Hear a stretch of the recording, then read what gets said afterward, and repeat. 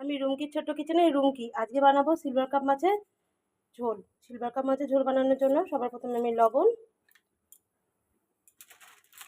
হলুদ দিয়ে মাছগুলোকে লাল লাল করে ভেজে নিয়েছি। ওই তেলেই আমি জিরে ফোড়ন দিয়ে আলুগুলো আমি লাল লাল করে ভেজে নেব।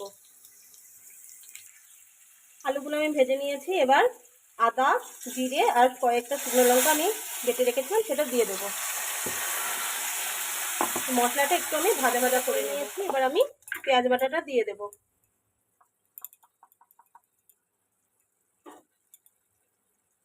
একই সঙ্গে লবণ আর 1 চামচ হলুদ নিয়েছি, এটাও দিয়ে দেব।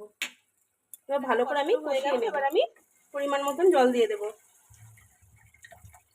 যেহেতু আমি ঝোল করছি তাই জলটা একটু বেশি করে দেব। এবার ঢাকা দিয়ে কিছুক্ষণ রান্না করে নেব।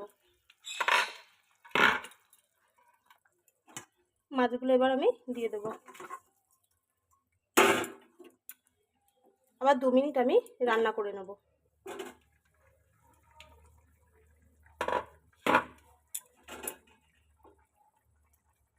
দেখো আলু টালু সব গলে গেছে, আমার মাছটা তার মানে হয়ে গেছে। এবার আমি মাছটা নামিয়ে নেব। মাছটা নামিয়ে নিয়েছি। তো আমার সিলভার কাপ মাছের ঝোল আপনাদের কেমন লাগলো অবশ্যই কমেন্টে জানাবেন।